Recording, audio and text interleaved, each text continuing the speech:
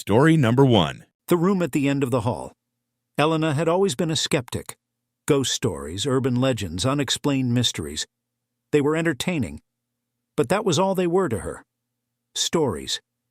So when she moved into the old Victorian boarding house as a tenant, she didn't pay much attention to the warnings from the other residents. "Don't go into the room at the end of the hall," Mrs. Garvey, the landlord, told her as she handed over the keys.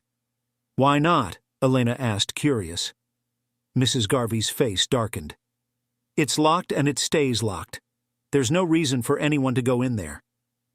The other tenants offered vague explanations, whispered warnings about strange noises and cold drafts. Elena dismissed them as superstitious nonsense, but the room nagged at her. Something about it felt wrong. The first time she noticed anything unusual, it was late at night. She was reading in bed when she heard a faint creak, like footsteps on the old wooden floor. It came from the hallway, from the direction of the forbidden room.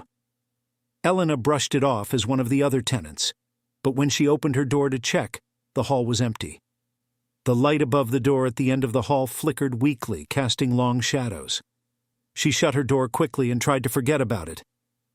A week later, she was coming home late from work when she noticed something strange. The air near the end of the hall was colder, noticeably colder.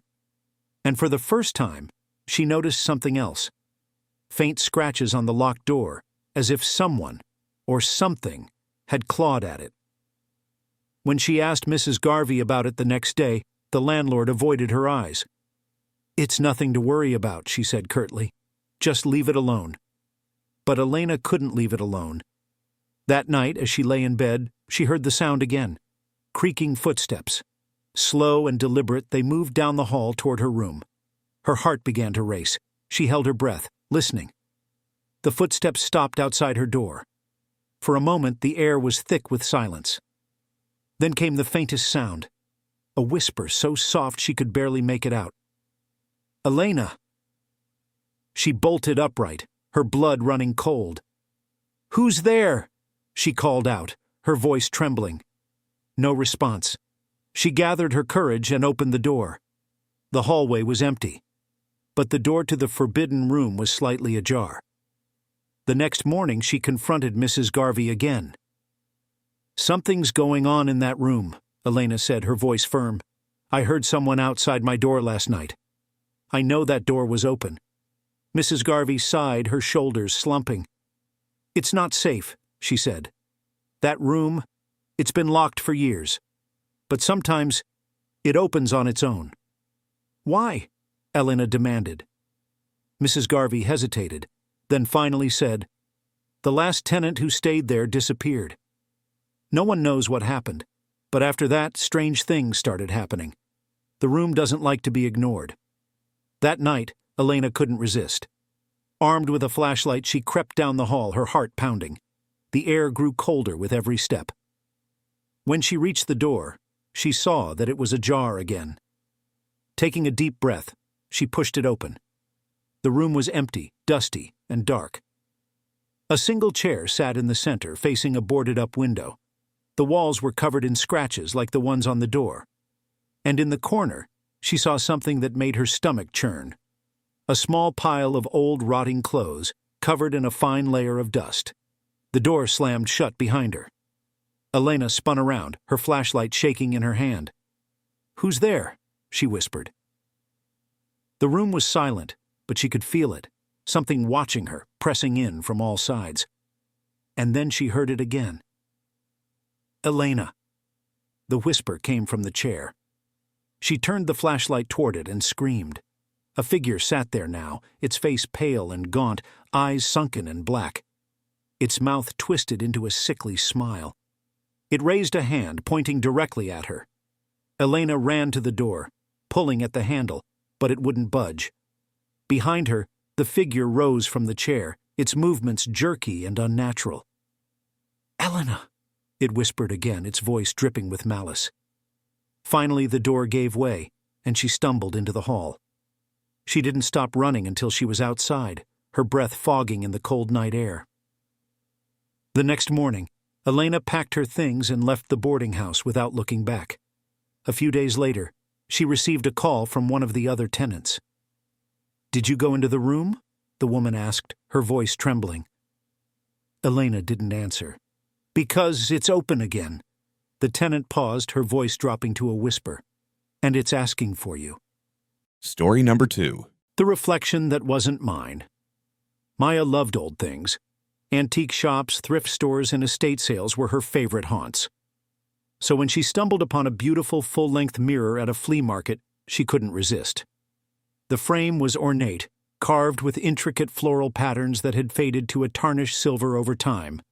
The glass itself was clear, almost unnaturally so, as though it had never aged. The vendor sold it to her for a fraction of its worth. "You're sure you want this one?" he asked, his tone oddly hesitant. Maya laughed. "Why wouldn't I? It's gorgeous." He shrugged, avoiding her gaze. "Just don't keep it in your bedroom." Maya thought the comment was strange, but she didn't pay it much mind. That night she hung the mirror in her living room, proud of how it complemented the space.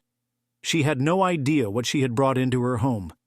The first time Maya noticed something was off, it was subtle. She was passing by the mirror on her way to the kitchen when she thought she saw movement. Stopping, she turned to face it. Her reflection stared back, perfectly normal. She laughed at herself. "I need to sleep more," she muttered, brushing it off. But over the next few days the oddities became harder to ignore. Sometimes when she glanced at the mirror, she noticed her reflection was delayed. Just by a fraction of a second, but enough to make her uneasy. Other times she caught her reflection smiling when she wasn't. One evening as she was watching TV, she caught the mirror in her peripheral vision. Her reflection wasn't sitting on the couch like she was. It was standing, just behind her, staring at the back of her head. Maya froze, her breath catching in her throat. Slowly, she turned to look at the mirror. Her reflection moved instantly, back to its proper position, mimicking her movements. Her chest tightened with dread. Shaking it off, she grabbed a sheet and threw it over the mirror. "Maybe I'm just stressed," she whispered to herself. But covering the mirror didn't stop the nightmares. Maya began dreaming of the mirror almost every night. In the dreams, she was standing before it, unable to look away, as her reflection slowly stepped out of the glass. Its eyes weren't hers. They were black, empty voids, and its smile was too wide, stretching impossibly across its face. When she woke up, she always felt watched. Things in her apartment started to move on their own. A chair slightly out of place, a door she was certain she had closed left ajar. And then there were the whispers, soft, indistinct murmurs that seemed to come from the direction of the mirror. One night, Maya decided she'd had enough. She grabbed the mirror, intending to take it outside and smash it. As she carried it toward the door, she felt it grow heavier, as if resisting her. The whispers grew louder, angrier. "Elena." She stopped in her tracks. That wasn't her name. She stared at the mirror, her pulse pounding in her ears. Her reflection grinned back at her, its teeth sharp and glinting. "You're not leaving," it hissed. The glass rippled like water, and before she could react, a hand shot out of the mirror, pale and clawed, grabbing her wrist. Maya screamed, dropping the mirror. It shattered on the floor, shards scattering in every direction. The whispers stopped. The air was still. Breathing hard, Maya stared at the broken pieces. Her reflection was gone. But then, from the largest shard, she saw it. A single black eye staring back at her. It blinked. Maya didn't sleep that night. The next day, she disposed of the shards, throwing them into a dumpster miles from her home. She thought she was free. But that evening, as she walked past her hallway, she stopped in her tracks. At the end of the hall was the mirror, perfectly intact, its surface gleaming. And her reflection? It waved. Story number 3. The Silent Passenger. It was nearly midnight when Ethan boarded the last train home. The station was unusually quiet, the fluorescent lights flickering faintly. The train car he stepped into was empty, its seats worn but clean.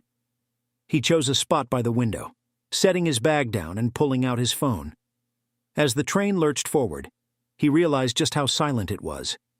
No chatter, no muffled coughs, not even the distant rumble of another train. Just the hum of the engine and the rhythmic clatter of the wheels against the tracks.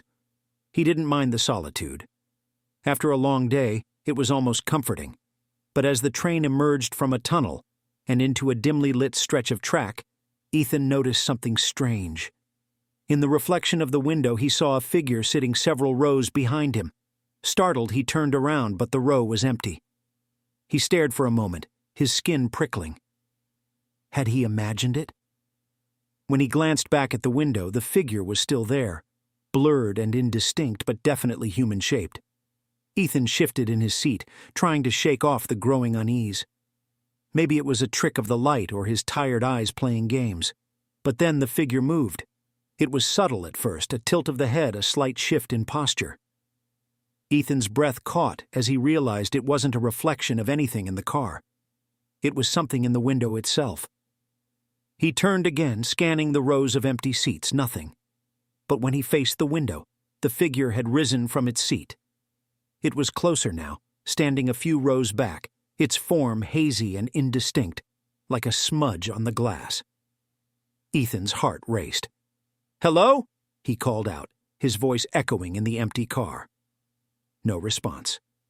The train entered another tunnel, plunging the car into darkness. For a moment, the only light came from the faint glow of his phone. When the train emerged, Ethan dared to look at the window again. The figure was gone. Relief washed over him. He leaned back, letting out a shaky breath. But then he heard it. A soft, shuffling sound, like footsteps on the carpeted floor. It was coming from behind him. Ethan froze, his grip tightening on his phone. Slowly, he turned his head. The aisle was empty. But the sound didn't stop. It grew louder, closer, until it felt like it was right beside him. He didn't dare move. "Leave me alone," he whispered, his voice trembling. The footsteps stopped. For a moment, the train was silent again. Then, a low, raspy voice broke the quiet. "You're in my seat." Ethan bolted upright, grabbing his bag and stumbling toward the door at the end of the car. As he passed the rows of seats, he risked a glance behind him. A shadowy figure stood where he'd been sitting, its head cocked at an unnatural angle. The train lurched into another tunnel and the lights flickered. When they came back on, the figure was gone.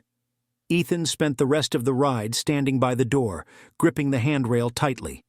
When the train finally pulled into his station, he jumped off as soon as the doors opened. The platform was empty, and the cool night air felt like a blessing. As the train pulled away, Ethan turned to look at the car he'd been in. In the window, he saw his own reflection. And behind it, the figure was still there, watching him with hollow eyes.